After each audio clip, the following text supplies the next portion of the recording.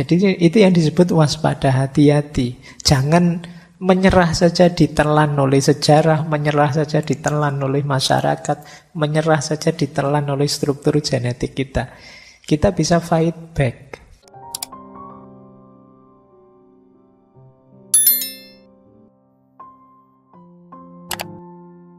Assalamualaikum warahmatullahi wabarakatuh. Saya awali dari definisi. Ada banyak definisi kalau teman-teman buka buku, tapi secara umum menurut saya yang disebut sadar itu kita paham tentang diri kita dan lingkungan kita. Kita mengenali diri kita dan lingkungan kita. Ini berarti sadar.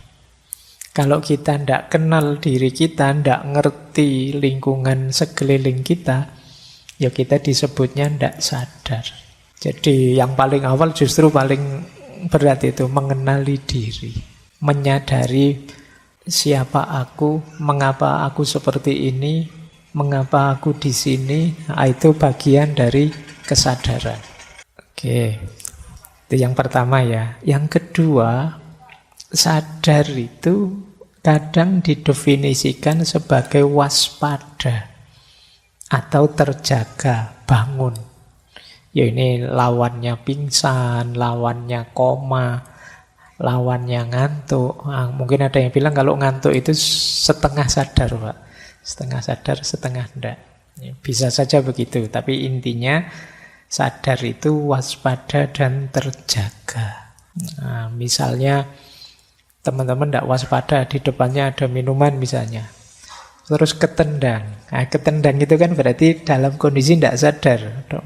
Terus gelasnya kesampluk misalnya. Nah, itu kan berarti tidak waspada, meskipun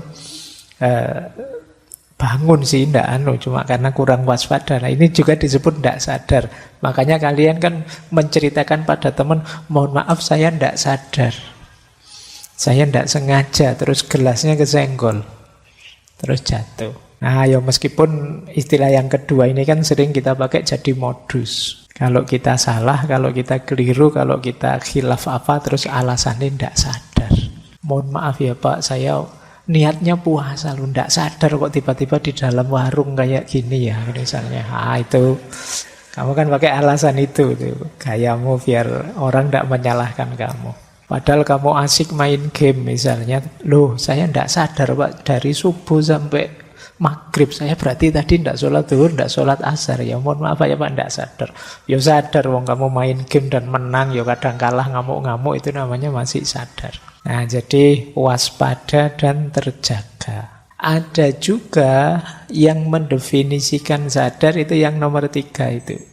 Isi mental dan pikiran. Jadi kalau ini lebih ke bentuk kesadaran. Di isi diri kita, isi mental kita. Misalnya saya ada di sini dengan kesadaran saya sedang memberi kajian. Kalian duduk di sana dengan kesadaran sedang mengikuti kajian. Awas kebalik-balik, awas keliru. Jadi isi mental dan isi pikiran. Termasuk kalau kalian sering saya orang Indonesia loh, saya Muslim loh, saya masih muda loh, saya mahasiswa loh. Ini kan isi kesadarannya. Jadi kalau orang menyatakan kesadaran itu ada kalanya isinya ini. Kalau dibahas yang ketiga ini, tema kesadaran itu bisa luas sekali. Mungkin 90% materi ngaji filsafat itu ya kesadaran. Ya, itu yang kadang-kadang kamu bangun, ya kamu sehat, ndak koma, ndak ngantuk. Kamu ya waspada, tapi orang memarahi kamu. Kamu kok ndak sadar sih? Mbok yo yang sadar, kita itu orang Indonesia. Mbok yo yang sadar, kita itu Islam. Mbok yo yang sadar, nah kamu itu mahasiswa. Nah, ini yang nomor 3 ini. Jadi sekarang kita tahu ya, kalau ada orang ngomong kesadaran, coba dicek dia ada di mana.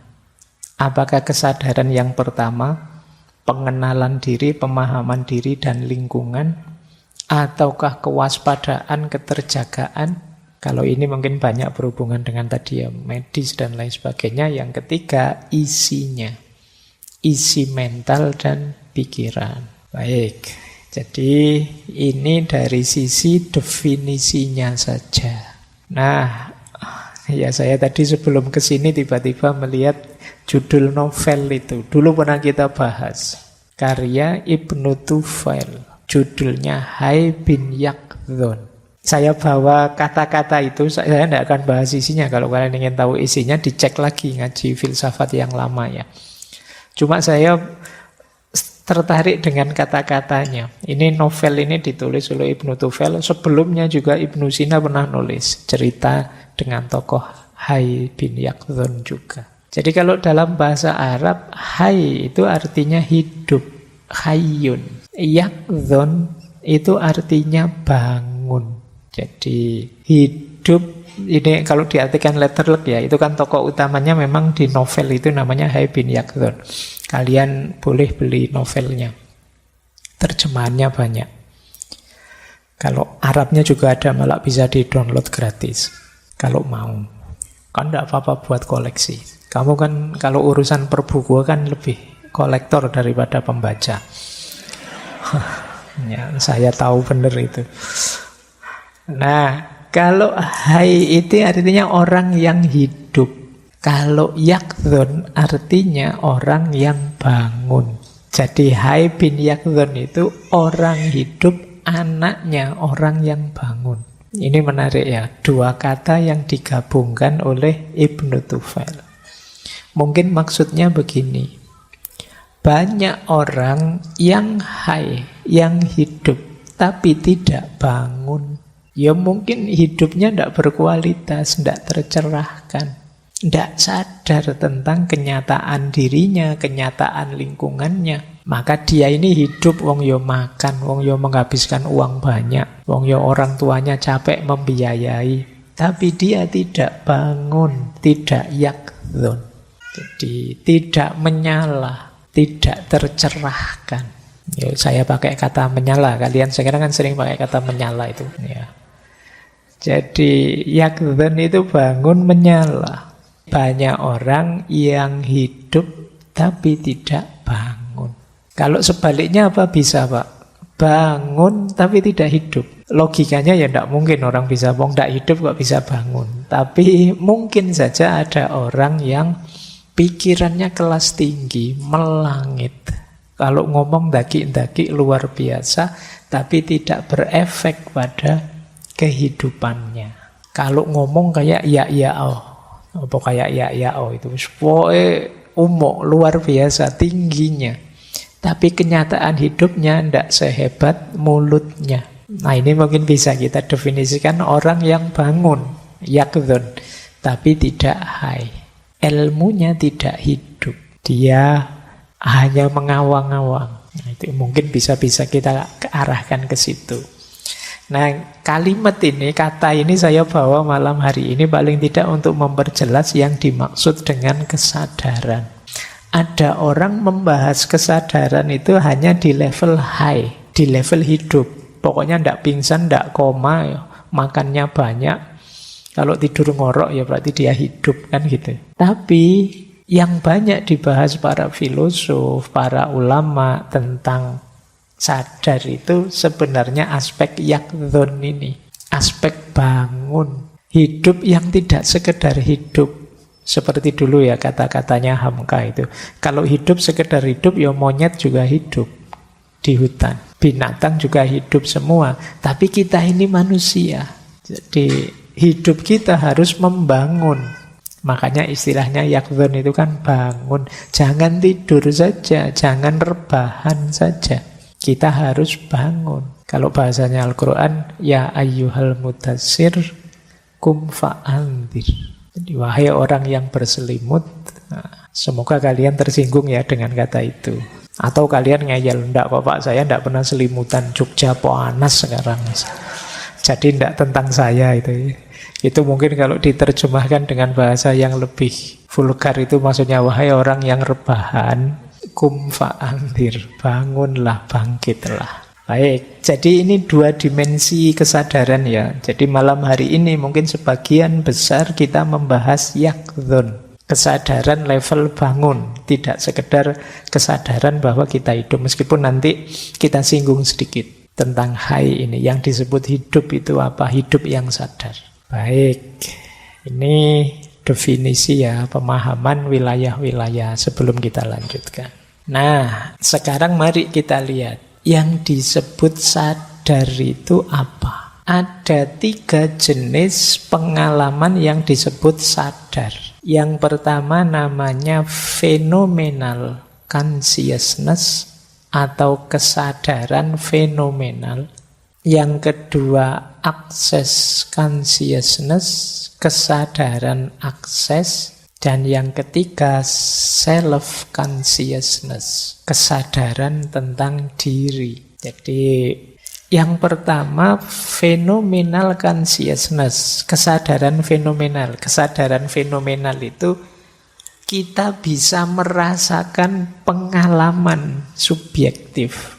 Ketika kita berpikir, ketika kita merasakan sesuatu, ketika kita berhubungan dengan sesuatu, ini namanya kesadaran fenomenal. Sensorik, motorik, psikomotorik, kognitif kita kerja, dan bisa merasakan sesuatu, berarti kita sadar. Tapi sadar secara fenomenal. Misalnya ya, kita bisa minum. Silakan yang ada minumnya diminum. Yang tidak ada dilihat saja. Nah, secara sensorik kita bisa merasakan, minumannya manis. Suka saya senang yang manis-manis. Selain minuman juga saya suka yang manis-manis. Nah, suka atau tidak suka itu emosi. Jadi manis itu sensorik, suka atau tidak suka itu emosi. Kemudian pasti tadi diberi banyak gula, itu kan kesimpulan pikiran. Kita bisa seperti itu berarti kita sadar. Tapi kalau ditanya, Pak tadi minum rasanya gimana Pak? Lupa ya, kayak gimana ya tadi rasanya, kok enggak ingat saya, berarti tidak sadar. Nah, ini namanya kesadaran fenomenal. Jangan-jangan ini kelihatan simpel, tapi mungkin sebagian besar pengalaman kita mengalir begitu saja tanpa kita sadari. Ayo kalian tadi berangkat ke sini misalnya, ketemu berapa motor misalnya. Nggak lupa Pak, nggak ngitung saya Pak. Padahal dihitung bisa, tapi kalian kan nggak ngitung. Biarkan lewat saja, itu namanya tidak disadari. Ya, ketika kalian ke sini tadi sudah berapa orang di masjid, ya ndak ngitung Pak, pokoknya banyak gitu saja. Ini secara fenomenal kita tidak secara serius ingin menyadarinya. Meskipun ya sebenarnya masuk dalam sensasi kita, pikiran kita tidak membunyikannya. Jadi kalau ini kesadaran fenomenal, berhubungan banyak dengan rasa. Kalau kalian bertanya gimana sih rasanya, gimana sih sensasinya, nah ini phenomenal consciousness. Yang kedua, access consciousness, kesadaran akses. Kalau kesadaran akses itu kesadaran ketika kita tidak sekedar menyerap, tapi juga menganalisis, tapi juga merespon, tapi juga bereaksi tentang itu. Ini namanya kesadaran akses. Jadi pikiran, kata-kata, atau tindakan sebagai respon terhadap hasil serapan kita itu access consciousness. Berarti memang sadar. Nggak lewat jalan ini lagi, sering macet. Nah itu berarti tadi disadari, terus kalian bisa mengaksesnya, bisa meresponnya. Baik dengan pikiran, bahkan mungkin dengan kata-kata. Ada orang yang fenomenalnya bagus, tapi aksesnya tidak. Jadi dia nggak berdaya merespon, nggak berdaya, tidak bisa memikirkannya, menganalisisnya. Ini jenis kedua. Ada lagi yang ketiga, kalau ini balik lagi ke dalam membaca diri kita. Kesadaran diri itu, aku itu loh kok suka minuman yang manis ya. Padahal kata dokter tidak sehat. Terus kita berpikir tentang diri kita, itu namanya self consciousness. Jadi yang disebut sadar itu bisa phenomenal consciousness, bisa access consciousness, bisa self consciousness. Ini jenis pengalamannya. Saya lanjutkan kalau informasi. Nah, inilah cirinya kita benar-benar sadar. Jadi kalau teman-teman ingin menguji saya ini sadar beneran atau tidak, coba lihat 7 aspek ini. Ini konsep ini disebut 7 aspek kesadaran. Dari yang paling fisik sampai yang lebih dalam. Nah, sekarang kita lihat, kita termasuk orang yang sadar apa tidak.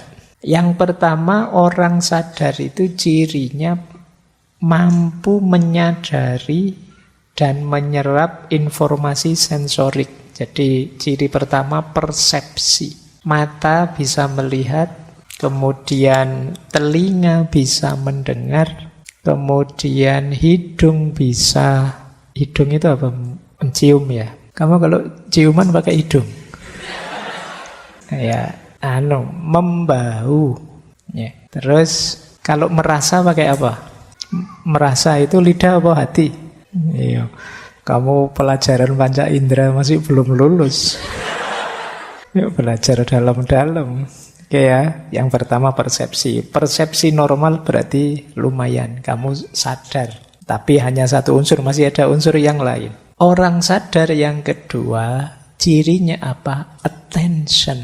Attention itu bisa memfokuskan kesadaran pada hal tertentu dan menyisihkan yang lain. Ini namanya orang sadar. Saya sekarang tak ngaji, main HP-nya nanti saja, berarti kamu sadar. Jadi, saya sekarang tak makan dulu, nanti saja main gamenya. Nah, ini namanya bisa melakukan attention. Berarti kamu benar-benar sadar. Ada loh orang itu yang sulit untuk fokus. Tidak bisa melakukan sesuatu secara penuh perhatian. Nah, orang yang kesadaran penuh itu bisa attention, bisa memfokuskan target kesadaran pada objek tertentu. Nah, yang kedua intention. Intention itu bisa punya target, punya intensi, bisa punya maksud. Kalau situasi kayak gini enaknya harusnya kita ngapain ya? Jadi ada maksud yang bisa kita lihat, berarti memang sadar. Kalau kita tidak sadar, kita tidak mungkin punya keinginan ini, keinginan itu. Jadi tidak apa-apa kalau kamu punya teman cerewet. Aku pengen ini, aku pengen itu. Ya, alhamdulillah, meskipun tidak keturutan, yang penting temanku masih sadar. Jadi dia tidak pingsan, tidak tidur, ya dia masih sadar, alhamdulillah. Nah ini intention namanya. Mampu punya keinginan. Kemudian yang keempat, self-awareness. Mampu mengenali dirinya. Kalau temanmu sering bilang begini, itu kan kamu, kalau aku begini, berarti dia punya self-awareness. Dia tidak tenggelam dalam kerumunan, dia tidak takut mengekspresikan dirinya, tapi dia bisa mengenali, ini loh aku. Terus punya self-awareness, mengenali diri sebagai individu yang unik, sebagai diriku sendiri. Itu yang keempat. Yang kelima, orang sadar itu emosinya hidup. Emotional experience. Kita bisa gembira, bisa sedih, bisa marah, bisa cemas, bisa senang. Berarti sadar. Jadi bisa merasakan dan mengekspresikan rasa. Berarti sadar. Gimana ngaji malam hari ini? Tidak tahu ya Pak. Ayo, berarti kamu tadi ngajinya tidak sadar. Kalau tidak cocok, tidak enak Pak ngajinya tadi. Enak Pak ngajinya tadi. Itu kan emosimu hidup, main. Berarti kamu menjalankannya dengan sadar. Jadi kalau kita sadar, itu emosi kita pasti bekerja. Meskipun tidak dinyatakan, meskipun tidak dibunyikan. Begitu ditanya, kamu bisa jawab. Misalnya, gimana kuliah hari ini? Wah, tidak kayak minggu lalu Pak, saya agak capek. Itu kan emosimu main. Ketika kamu benar sadar, ini akan main. Kemudian ciri lagi yang keenam, orang sadar itu volition. Volition itu bisa membuat keputusan sendiri secara sadar. Saya ingin tidur saja malam hari ini, sampai besok pagi jam 7 misalnya. Itu volition. Bisa memutuskan sendiri, mengambil tindakan sendiri. Sesuai nilai yang menurut kita benar. Alah, daripada nonton TV, tidak ada yang bagus, main game bosen, pegang HP, ngapain juga tidak ada yang WA. Misalnya tidur aja deh, itu kan keputusan kita sendiri, itu menunjukkan kita sadar, namanya volition. Dan yang terakhir, orang sadar itu cirinya metacognition. Metacognition itu bisa memikirkan pikirannya. Itu benar-benar sadar sudah. Aku tadi kok mikir yang aneh-aneh gitu ya. Itu kan memikirkan pikiran. Itu kamu sangat sadar itu berarti. Kok bisa-bisanya membayangkan yang aneh-aneh gitu ya tadi ya. Itu memikirkan pikiranmu sendiri. Ini namanya metacognition. Menunjukkan ya memang kita sadar sih. Bisa mengenali diri kita sampai ke level pengenalan itu sendiri. Jadi ayo dicek ya, teman-teman punya ciri 7 itu apa enggak? Kalau punya, alhamdulillah sadar. Kalau Pak banyak yang hilang Pak, saatnya disadarkan. Orang yang tidak punya 7 itu berarti tidak sadar. Orang yang tidak sadar tidak menikmati hidupnya. Mungkin ada banyak hal menarik, hal nikmat, hal luar biasa, tapi kamu lewatkan begitu saja. Maka hiduplah dengan sadar, dengan yaklon tadi. Biar apa? Biar bisa menikmati hidup. Apa sih Pak gunanya menikmati hidup? Biar kita bisa bersyukur. Kuncinya kan nanti di situ. Baik, kita lanjutkan ya. Ini materinya agak panjang. Nah, sekarang kita lihat. Apa sih yang mempengaruhi kesadaran? Ada yang bilang kesadaran itu dipengaruhi 4 hal. Cara kita hidup dengan kesadaran yang seperti apa itu dipengaruhi 4 hal. Yang pertama, susunan genetik, warisan genetik. Jadi memang orang itu membawa warisan-warisan genetik. Mungkin kita jadi orang yang pemurung kah, ambisius kah, itu mungkin ada hubungannya dengan struktur DNA kita. Yang itu ya diwariskan turun-temurun. Yang kedua tentu saja kalau ini banyak diceramahkan, keluarga dan masyarakat. Jadi kesadaran kita banyak dipengaruhi oleh keluarga dan masyarakat. Kita lahir dari keluarga seperti apa, seperti itulah kita biasanya berperilaku. Di masyarakat yang bagaimana, seperti itulah kita berperilaku. Misalnya menghadapi orang minta-minta di pinggir jalan, itu mungkin ada yang bilang, nggak usah dikasih Pak, kalau dikasih manja. Nah, temenmu bilangnya, alam dikasih saja paling berapa, toh kita juga ndak rugi. Kok bisa beda cara berpikir seperti ini? Ya mungkin karena masyarakat dan keluarganya menanamkan cara berpikir yang berbeda tadi. Jadi kalian boleh menelusuri, aku itu loh kok jadi orang baperan kayak gini lah. Akarnya dari mana? Apa struktur genetik, apa karena masyarakat atau keluarga atau apa? Atau karena yang ketiga itu sejarah dan pengalaman hidup. Oh mungkin ada sejarahnya, oh ada pengalamannya yang membawa saya ke situ. Jadi kesadaran kita dibentuk oleh pengalaman kita. Mungkin pernah ngalami ditipu teman habis-habisan. Akhirnya kita kemana-mana membawa kesadaran, jangan mudah percaya sama orang, jangan mudah percaya sama orang. Terus-terusan begitu. Kenapa? Pengalaman. Kalian ngaji ke sini dengan kesadaran saya tidak akan ngambil minum lagi. Kenapa? Karena minggu lalu nendang gelas dilihat banyak orang, malu aku. Nah itu kan terus karena pengalaman itu kamu sekarang sudahlah tidak minum juga tidak apa-apa. Kesadaranmu berubah terusan. Atau ya memang ada tipe tertentu kepribadianmu, pola yang selama ini kamu kembangkan. Mungkin kamu baca buku apa, kitab apa, mengidealkan, wah saya harusnya begini, harusnya begitu. Terus dirimu terbentuk. Kamu membentuk dirimu seperti itu. Dan kamu lahir dengan kesadaran begitu. Mungkin dengan kesadaran serius, atau dengan kesadaran apatis, atau dengan kesadaran cengengesan, atau itu dibentuk oleh 4 hal ini. Tapi menarik, kata orang Jawa, apapun isi kesadaran kita, apapun pembentuknya, ayo tetap eling lan waspada. Eling itu kita sadari, waspada itu kita waspadai. Eling itu kita sadari, ayo kita sadari. Iya sih kita ada struktur genetik begitu, ada pengalaman yang membentuk kesadaran kita, tapi ini bukan harga mati. Iya sih saya punya pengalaman traumatik, tapi tidak apa-apalah, akan saya ulang, siapa tahu berhasil. Itu bisa. Jadi itu yang disebut waspada, hati-hati. Jangan menyerah saja ditelan oleh sejarah, menyerah saja ditelan oleh masyarakat, menyerah saja ditelan oleh struktur genetik kita. Kita bisa fight back. Lingkungan memang mempengaruhi, tapi kita juga bisa kok resisten terhadap pengaruh lingkungan. Wah, teman-teman saya itu Pak, sekarang HP-nya minimal 5 juta ke atas sudah mereka yang harganya. Sementara HP saya itu masih HP ya, yang kalau melihatnya sudah saya sendiri agak jijik-jijik gimana gitu. Nah gitu kan.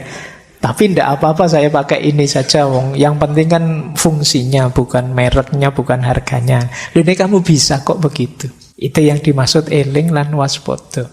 Jangan kehilangan kendali diri. Karena kalau kalian sama sekali ditelan oleh genetik, ditelan oleh masyarakat, keluarga, ditelan oleh sejarah, pengalaman, bahkan ditelan oleh tipe ideal kepribadianmu, ya namanya kamu tidak sadar. Kalau ingin benar sadar, boleh pengaruh itu masuk, ya tapi saya tentukan dulu. Saya terima apa saya tolak. Jadi semuanya saya yang mengendalikan. Ini yang disebut orang sadar. Itu yang orang Jawa menyebutnya ya tetap eling lan waspada. Kita sadari, oh iya ini pengaruh dari masyarakatku. Tapi baik kok, enggak apa-apa, saya ambil saja, enggak masalah. Nah, ini namanya kita eling tapi tetap waspada. Tapi kalau ini enggak sesuai, ya sudah nanti saja dipending dulu. Saya enggak terima dulu. Ini menunjukkan kita benar-benar sadar. Jadi kalau pengaruh 4 itu kita biarkan saja menelan diri kita, sebenarnya justru menunjukkan kita tidak sadar.